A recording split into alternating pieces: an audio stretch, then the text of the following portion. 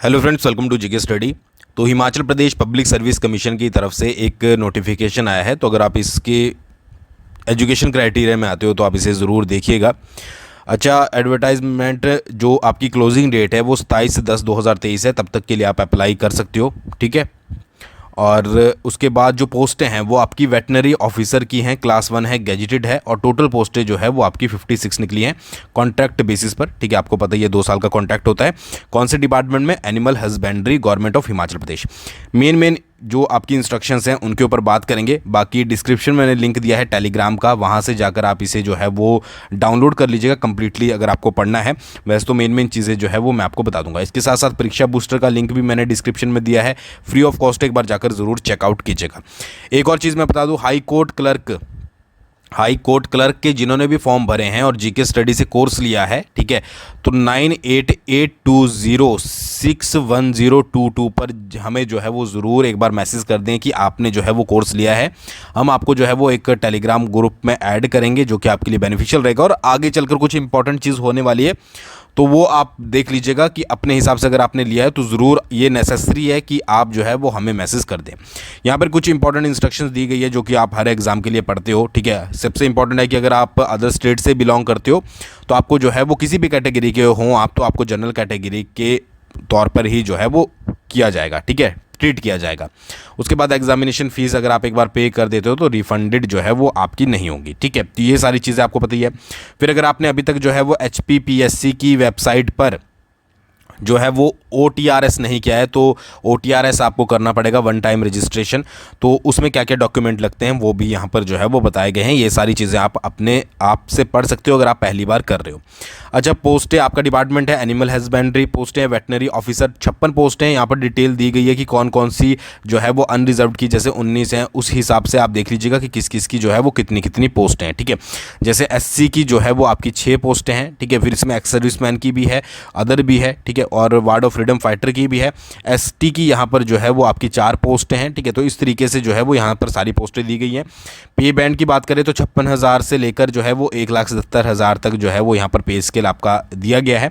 Education qualification की बात करें तो अगर आपने डिग्री की है BVSC यानी कि बैचलर इन वेटनरी साइंसेज में एंड AH या एनिमल हस्बेंड्री में, तो आप जो है वो किसी भी रिकॉग्नाइज यूनिवर्सिटी से अगर आपने किए तो आप इसके लिए जो है वो अप्लाई कर पाओगे।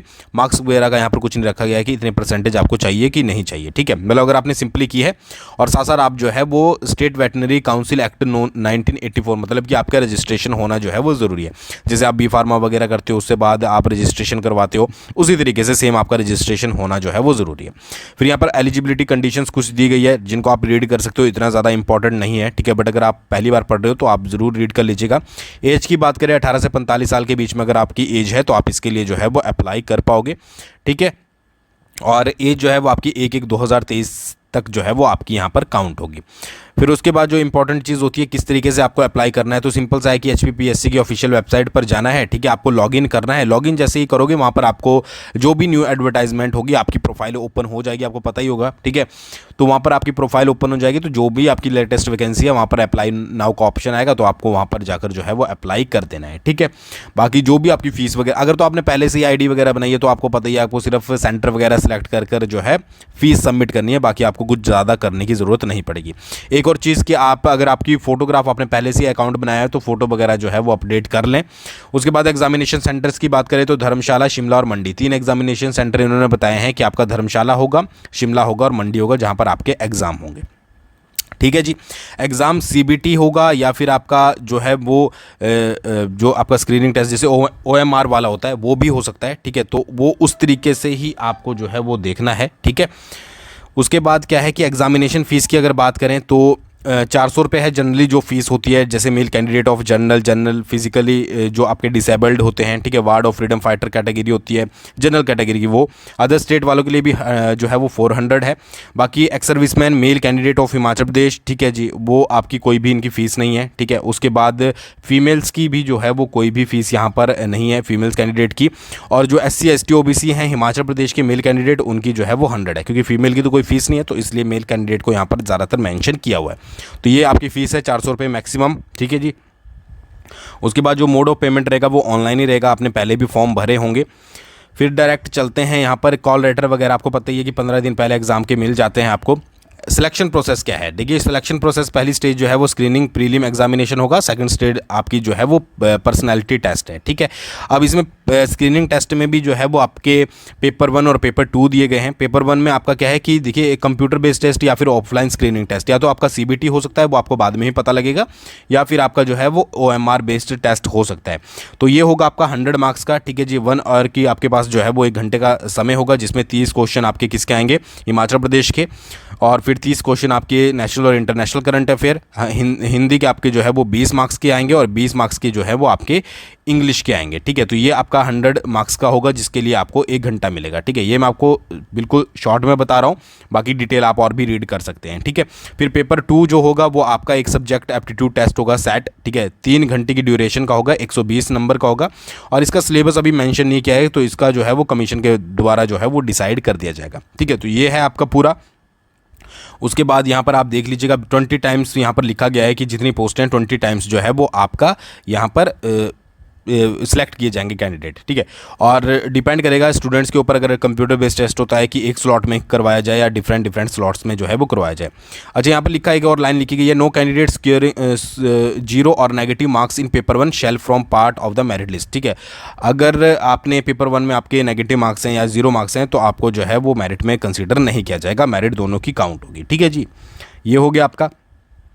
अच्छा, और कुछ जानकारी अगर आपने पढ़नी हो तो आप यहाँ पर रीड कर सकते हो, ठीक है। मैं वो टेलीग्राम पर मैंने पहले ही बोल दिया कि इसको मैं शेयर कर दूंगा, क्योंकि अगर मैं एक एक लाइन आपको यहाँ पर बताऊंगा तो वो जो है वो थोड़ा लेंथी वीडियो हो जाएगी, आपका भी टाइम वेस्ट होगा। इससे बेटर है कि जो एलिजिबल है वो आप जो है वो खुद जाकर जो है वो इसको देख लें एक बार अच्छे से। फिर यहाँ पर और चीज़ें क्या है कि फिर आपका इंटरव्यू वगैरह आगे फर्दर होगा, ठीक है। और यहाँ पर लिखा भी गया है कि detailed syllabus will be uploaded on the website of commission shortly for which link will be provided, ठीक है।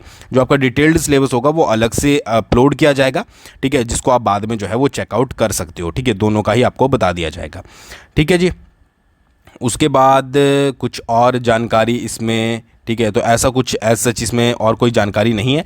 तो इतनी जानकारी मैंने आपको बता दी कि पोस्टें कितनी हैं, क्या क्या स्टेजेस रहने वाली है। सिलेबस डिटेल चाहिए तो आपको थोड़े दिन बाद वेबसाइट से मिल जाएगा, तो अगर आप इसके अंडर आते हो तो आप जो है वो अप्लाई कर सकते हो। और दूसरी चीज़ मैं दोबारा से बोलूँगा, हाई कोर्ट क्लर्क का अगर किसी ने भी कोर्स ज्वाइन किया है तो ज़रूर हमें इस नंबर पर व्हाट्सअप करके जो है वो बता दें, ग्रुप में आप ऐड होंगे, क्योंकि आने वाले समय में कुछ चेंजेस होने वाले हैं, ठीक है।